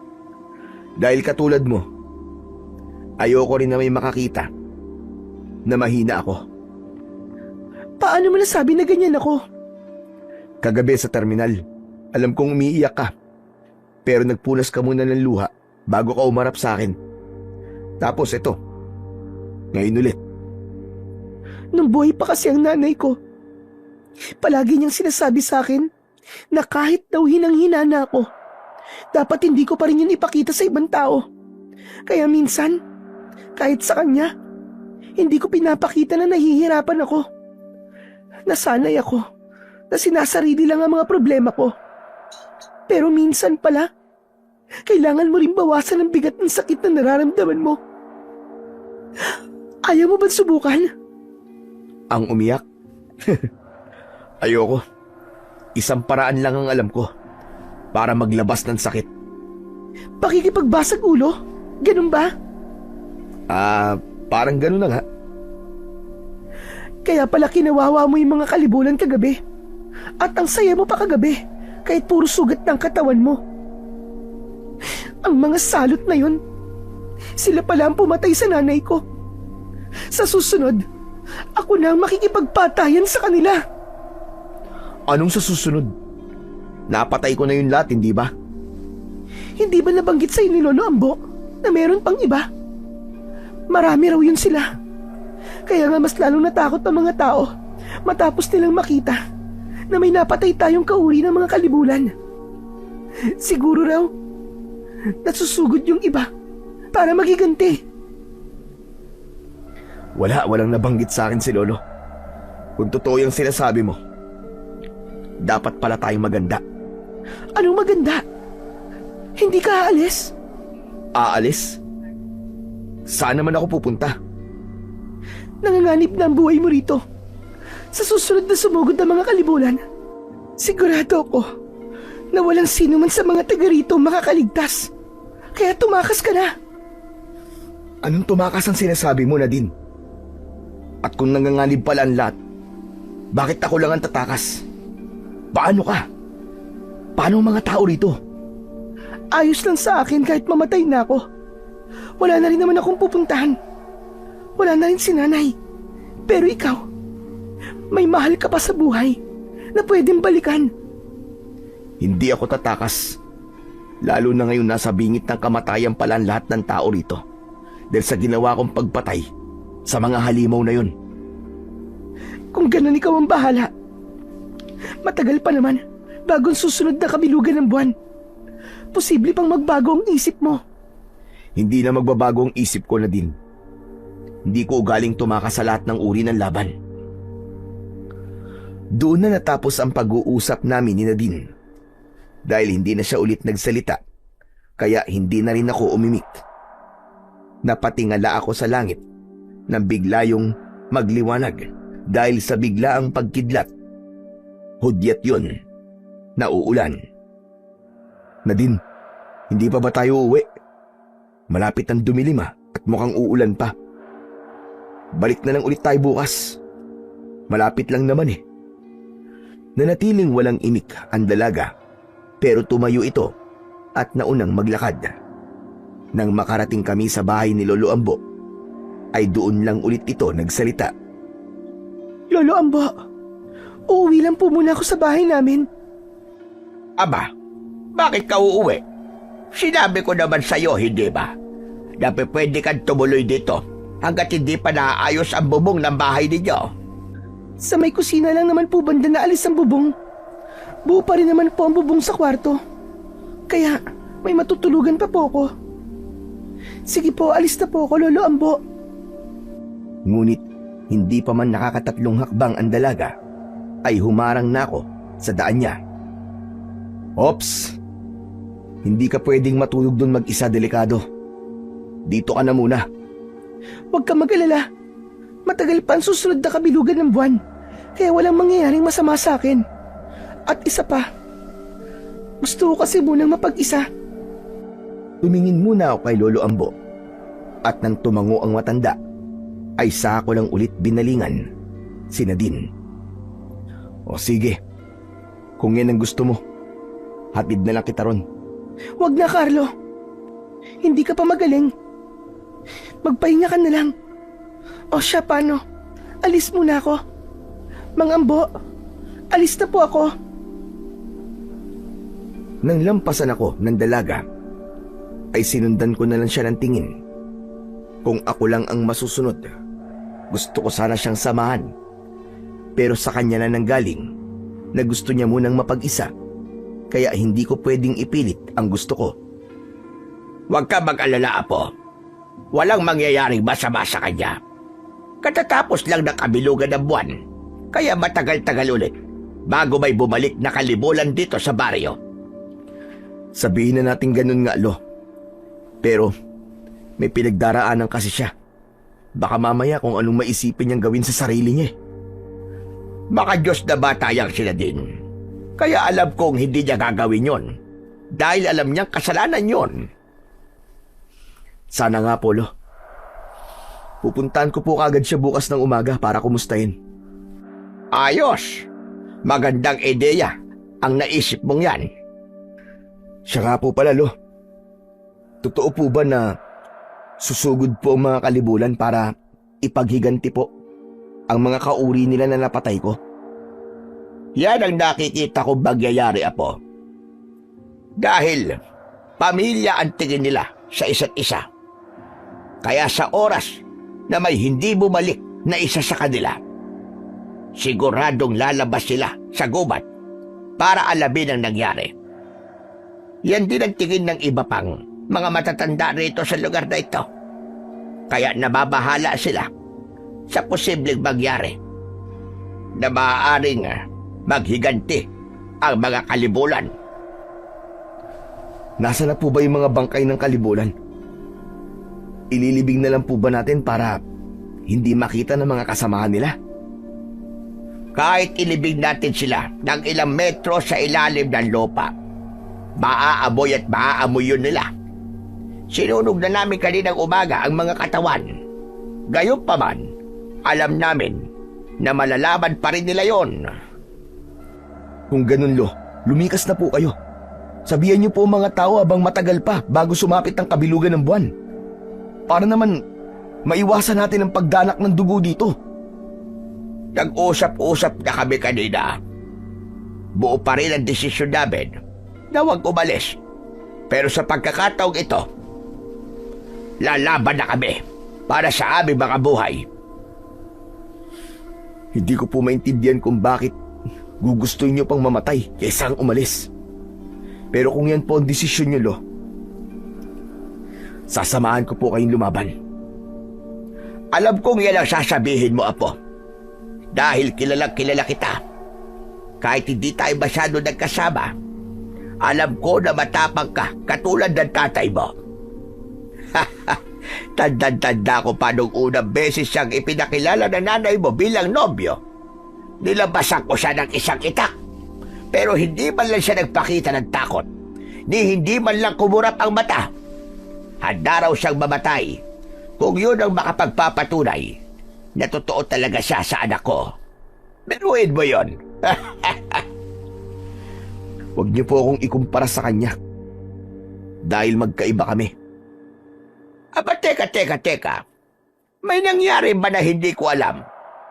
Abay, bakit parang galit ka sa kanya, Apo? Ano ba nangyari? Mahabang kwento, Lo. Ang masasabi ko lang po, wala na akong tatay. Jesus Mariosep, hindi ko alam kung ano ang rason kung bakit mo nasasabi yan. Pero kung ano man ang gulong namamagitan sa inyong mag-ama ngayon, abay sana maayos nyo yan. Magkakaayos lang po siguro kaming dalawa kung tanggap niya ang pagkakamali niya. Tanggap ko naman po ang pagkakamali ko, Lo eh. Pero siya, tingin niya sa lahat ng mga ginagawa niya tama. Siya ang palaging tama. Sinubukan nyo na bang pag-usapan ng masinsinan ng problema nyong dalawa? Kasi kung hindi pa, talagang hindi kayo magkakaayos. Sinubukan ko po makipag-ayos. Pero puro mali ko na lang pong nakikita niya. Bulag po siya sa sarili niyang mga pagkakamali. Pambihira. Mukhang ang laki-laki ng galit mo sa kanya.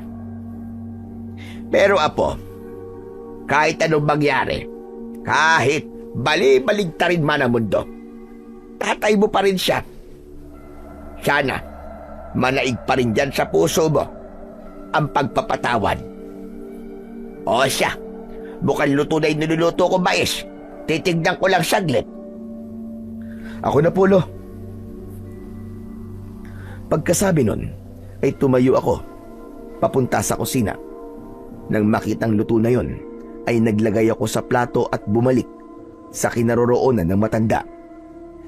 Nagluto lang ako nito para matikman mo. Pero kung gusto mo maghapunan ng kanin, abay meron naman akong sinaing doon. Ayos na po sa akin tong mais, Lo. Hindi rin naman po ako sanay kumain ng kanin kapag gabi ni. Ngayon ko lang naalala. Dapat pala binigyan ko kanina si Nadine para naman may naiuwi siya. Kung ganun, dadalan ko na lang po siya. O sige, ikaw ang bahala. Dalhan mo siya para makakain din siya nitong mais.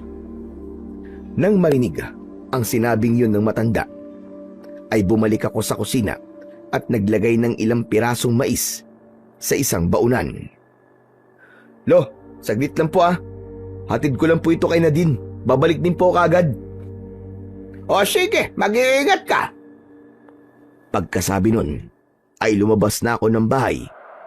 7:00 pa lang ng gabi, subalit tahimik na kagad ang paligid at nakapinid na lahat ng pinto at bintana ng bawat bahay. Hindi kalayuan ang bahay ng dalaga, kaya makalipas lamang ang 2 minutong paglalakad, ay nakarating na ako sa tapat ng bahay nito. Ilang beses akong kumatok bago bumukas ang pinto. Natutulog ka na ba? Pasensya sa storbo ah. May dala akong mais. Pinabibigay ni Lolo. Hindi ka na sana nag-abala pa. Pero salamat, Carlo. Walang anuman. O sige, una na ako ah. Isara mo na ulit ang pinto. Sige, pakisabi kay Mang Ambo. Salamat. Tumango lang ako bilang pagtugon sa sinabi nitong yon. Hinintay ko munang isara nito ang pinto bago ako tumalikod at naglakad pabalik. Saktong pagdating ko sa bahay ay saka naman bumuhos ang malakas na ulan. Hindi ko tuloy maiwasang mag-alala para sa dalaga, lalo na't sira ang bubong ng bahay nito. Hindi ka pa ba matutulog, Apo? Abay, mauuna na ako. Kanina pa akong inaantok. Sige po, Lo. Sunod na lang po ako. Naupo muna ako sa tabi ng bintana at tumingin sa labas. Nang mga sandaling yun, parang bigla akong nakaramdam ng panghihina. Parang ngayon lang ininda ng katawan ko ang pagod. Ang dami palang nangyari sa loob ng isang araw at isang gabi. Nagtagal pa ako ng ilang minuto sa tapat ng bintana bago ko yun isinara. Pagkatapos nun ay pumasok na ako sa silid at nahiga sa tabi ni Lolo Ambo. Mabilis ang naging paglipas ng mga araw at linggo. Naramdaman ko na lang na parang ayaw ko na ring lisanin ang lugar na yon. Sa loob ng maikling panahon ay naramdaman kong hindi ako mag-isa. Naramdaman kong maging masaya sa kabila ng nalalapit na panganib na kakaharapin namin. Isang gabi, bago sumapit ang kabilugan ng buwan, napagpasya namin na magkaroon ng maliit na kasiyahan. Nagtipon-tipon kaming lahat sa labas at nagsalo-salo. Ideya yon ni Lolo Ambo para daw kung sakali ay may babaunin kaming masayang alaala sa kabilang buhay. Pagkatapos kumain, nagpatugtog si Lolo ng lumang tugtugin gamit ang kanyang radyo. Dahil awiting pag-ibig, magkakapareha ang sumayaw. Mula sa tabi ko, naramdaman kong siniko ako ni Lolo Ambo. Nang lingunin ko siya, sinenyasan niya ako na lapitan si Nadine. Nag-ipon muna ako ng lakas ng loob bago ako tumayo at naglakad papalapit sa dalaga. Tumayo ako sa harapan niya at inilahad ang isa kong palad. Nadine, pwede ba kitang maisayaw? Sa halip na sagutin ang tanong ko, ay tumayo siya, sabay patong ng isa niyang kamay sa kamay ko. Naglakad kami, papunta sa iba pang mga sumasayaw. At nang makahanap ng pwesto, ay humarap na kami sa isa't isa. Ipinatong niya ang dalawa niyang braso sa balikat ko, habang ang mga kamay ko naman ay nasa bewang niya. Habang sinasabayan namin ang tugtog, ay nakatitig lang ako sa kanya. Nang mga oras na yun, ay natiyak kong hindi simpleng paghanga lang ang nararamdaman ko para sa dalaga. Nang matapos ang kasiyahan na yon, ay tumulong muna kaming magligpit bago ko hinatid pa uwi si Nadine. Carlo, gusto mo bang magkape muna sa loob? Hindi na. Para makapagpahinga ka na. Anong oras na rin eh. Kung ganun, salamat sa paghahatid sa akin, ha? Pagkasabi nun, ay bigla itong tumingkayad at dinampian ako ng halik sa pisngi. Bigla akong nanigas sa aking kinatatayuan dahil doon. Para ba akong naging ribulto? Para akong binuhusan ng napakaraming yelo. Alam kong hindi na ako bata para maramdaman ang kilig. Pero ng mga sandaling yun, ay hindi ko talaga maiwasang kiligin. Sige, pasok na ako, Carlo. Hinintay ko munang makapasok ang dalaga at maisara ang pinto bago ako napahawak sa dibdib ko dahil biglang bumilis ang tibok nito. Habang naglalakad pabalik, ay paulit-ulit na bumalik sa isip ko ang nangyari. Dahil doon, hindi ko namalayan na lumampas na pala ako sa bahay ni Lolo Ambo. Carlo, Apo! Hoy, saan ka mapupunta? Nang marinig ko ang boses na yun ng matanda, ay saka ko lang napansin na lampas na pala ako. Nagtataka tuloy ang tingin sa akin ni Lolo. Wala po. Dito lang po, magpapahangin. Bakit parang wala ka sa sarili habang naglalakad? Halika na nga rito. Abay, kanina pa kitang hinihintay eh. Napakunot ang noo ko dahil sa sinabi niyo ng matanda. Naglakad ako papalapit at pagpasok ko ay saka ko nakita na naroon ng ilan sa mga kalalakihan sa lugar namin. Nandito raw sila dahil gusto nilang iasa sa iyo ang tungkulin na talunin ang Panginoon ng mga kalibulan. Naniniwala sila sa kakayahan mo sa pakikipaglaban na po. Panginoon? Tama bang narinig ko? May Panginoon sila? Oo, Apo. Ang pinakamatanda sa kanilang lahat. Higit itong mas mabilis at malakas kumpara sa iba. Kaya itinuturing nila itong pinuno. Saglit akong nawalan ng imik. Iniisip kong dapat ko bang tanggapin ang alok ng mga kausap ko.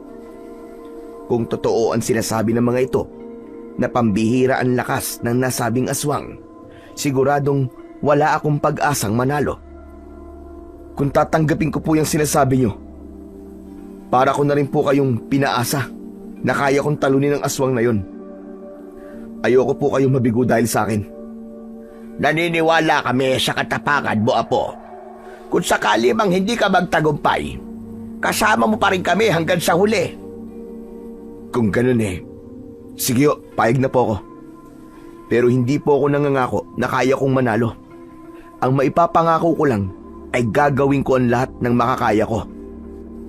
Sapat na sabi nyo na po. O siya, sige na. Magsiuwi na kayo mga kasama at baka inihintay na kayo ng mga asawa ninyo.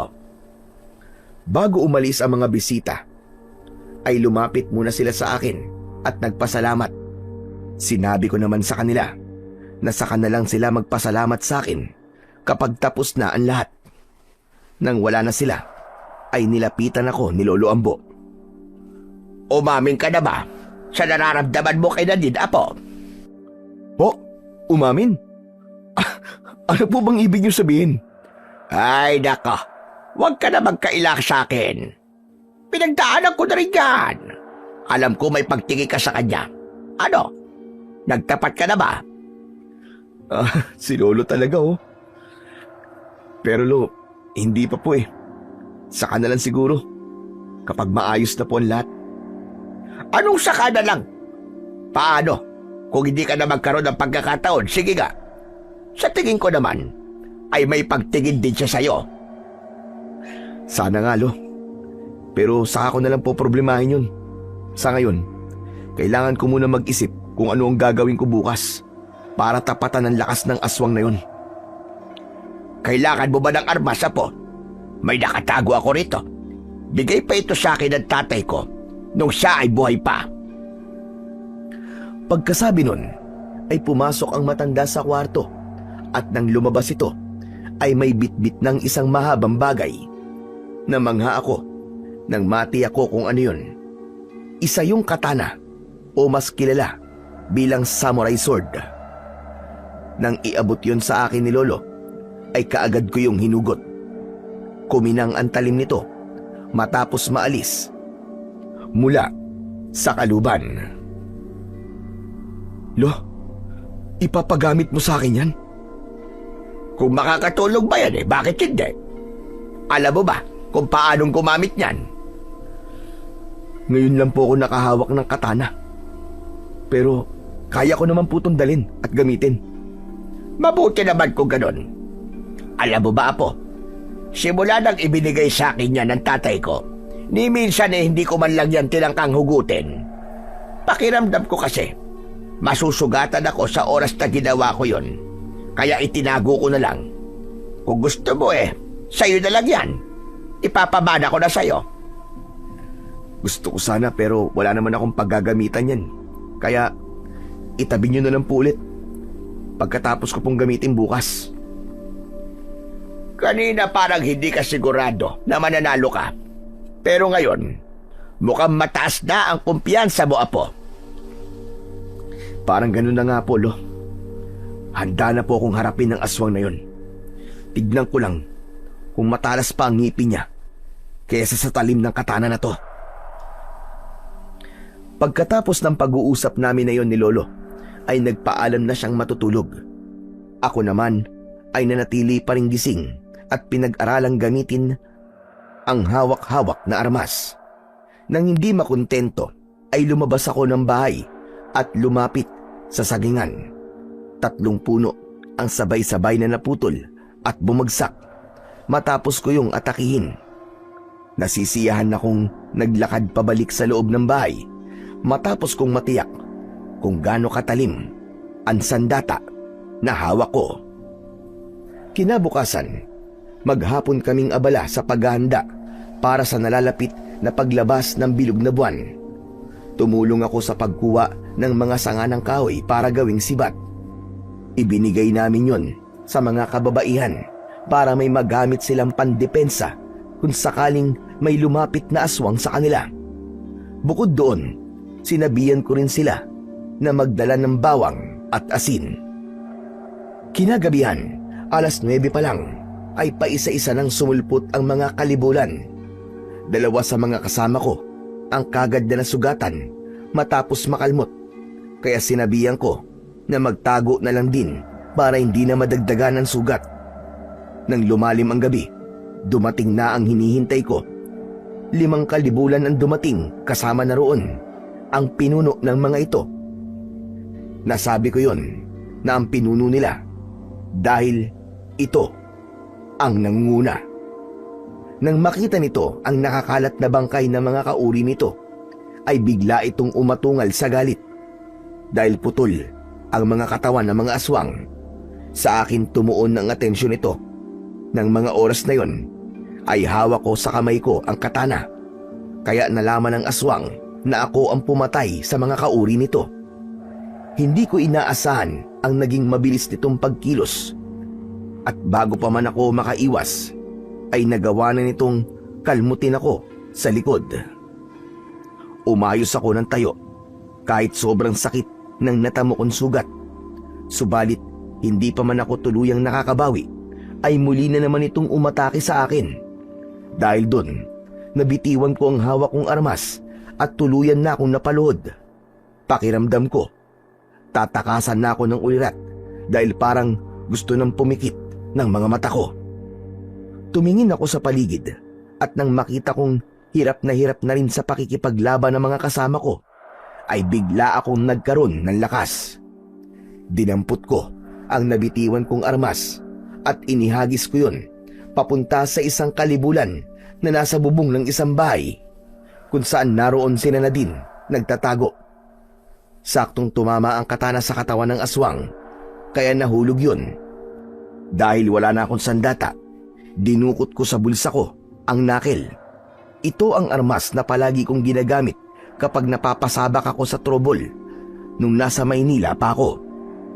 Saktong kakatapos ko lang isuot ng nakel nang biglang may aswang na sumugod. Ang ginawa ko, umikot ako at inaperkat ko ang aswang. Bumaliktad ito sa ere. Sinamantala ko ang pagkakataon na yon. Sunod-sunod na suntok sa muka at dibdib nito ang pinakawalan ko. Hindi ko ito tinigilan hanggang sa nawalan na ng balanse at bumagsak. Pero maya-maya lang ay bumangon ulit. Susugod na naman sana ito, subalit naudlot yon dahil bigla na lang may tumagos na katana sa tiyan nito. Mula sa likuran ng aswang ay nakita kong nakatayo si Nadine. Siya ang sumaksak sa aswang. Akala ko ay babagsak na ito, subalit nagulat ako nang bigla na lang itong umikot paharap sa dalaga. Bagaman hindi ko inaasahan na yun ang gagawin ng aswang, naging mabilis pa rin ang pagkilos ko. Nilapitan ko ito at hinugot ang armas na nakabaon sa likuran nito at pagkatapos ay winasiwas ko yun. Wala pang 1 segundo, nahati na ng 2 ang katawan nito. Magkahiwala yun na bumagsak sa lupa. Ayos ka lang ba? Hindi ka na dapat lumabas eh. Gusto ko lang naman makatulong. Ano ka ba? Munti ka na nga mapahamak dahil sa ginawa mo eh. Dito ka lang sa tabi ko. Huwag kang lalayo. Pagkasabi nun, nilapitan ko siya at hinawakan sa kamay. Dahil wala na ang pinuno ng mga kalibulan, ang hinarap ko naman ay ang iba pang mga aswang na buhay pa. Naging madali sa akin na ubusin ang mga ito dahil ang ilan ay sugatan na rin. Nang matapos ang madugon laban, laking pasasalamat ko dahil walang nawala sa amin. Pero halos lahat kami ay sugatan. Makalipas ang 3 buwan. Uy, ano na? Tititigan mo na lang ba ang bahay nyo? Hindi ka pa magdo-doorbell? Ilang minuto na tayo nakatayo dito sa labas Nag-aalangan kasi ako eh. Paano kung hindi na naman maging maganda ang pag-uusap namin? Ano ka ba? Ngayon ka pa ba atras? Ang layo ng biniyahe natin At isa pa, napag-usapan na natin to, hindi ba? Ang sabi mo, buo na ang loob mo na harapin siya. Oo nga. Pero paano kung ayaw niya pala akong makita? Bago ako umalis sa bahay na to, natatandaan kong itinakwil niya na ako eh. Tatay mo pa rin siya. Ilang buwan kayo hindi nagkita. Kaya sigurado kung namimiss ka na niya. Kaya sige na, mag-doorbell ka na. Para malaman na nila na nandito ka. Nagpakawala muna ako ng malalim na buntong hininga bago ko pinindot ang doorbell. Makalipas lamang ang ilang segundo, ay bumukas ang pintuan ng bahay namin at mula roon ay lumabas si Tita Helena. Nang makita niya ako, ay tumakbo siya kagad papalapit sa gate at binuksan yon. Nagulat pa ako nang bigla niya akong yakapin. Maluwa-luwa siya nang bitiwan ako. Mabuti naman at bumalik ka na, Carlo. Matagal ka na naming hinahanap. Ang akala namin, may nangyari ng masama sa'yo.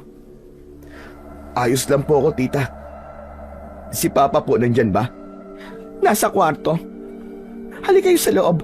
Sigurado matutuwa yun kapag nakita ka. Ay tita, sandali.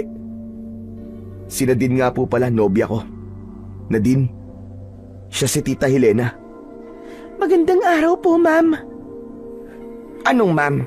Simula ngayon, tita na lang ang itawag mo sa akin. Nobya ka ni Carlo, kaya pamilya ka na rin namin. Pakiramdam ko ng mga sandaling yon ay biglang naglaho ang lahat ng sama ng loob ko kay Tita Helena matapos kong marinig ang sinabi niyang yon kay Nadine. Sa tingin ko, nabulag lang talaga ako sa galit ko noon kaya hindi ko nakita ang taglay niyang kabaitan. Pumasok kami sa loob ng bahay at dumiretso na sa kwarto ni na Papa. Biglang nangilid ang mga luha ko nang maabutan ko siyang nakaupo. Tulalang nakatitig sa labas ng bintana habang yakap-yakap ang litrato ko. Pagkaalis mo, sobra siyang nagsisi sa mga sinabi niya sa'yo. Kinabukasan nun pinuntahan ka namin sa tinutuluyan mo, pero hindi ka namin nakita. Hinanap ka namin kung saan-saan, pero hindi ka namin mahagilap.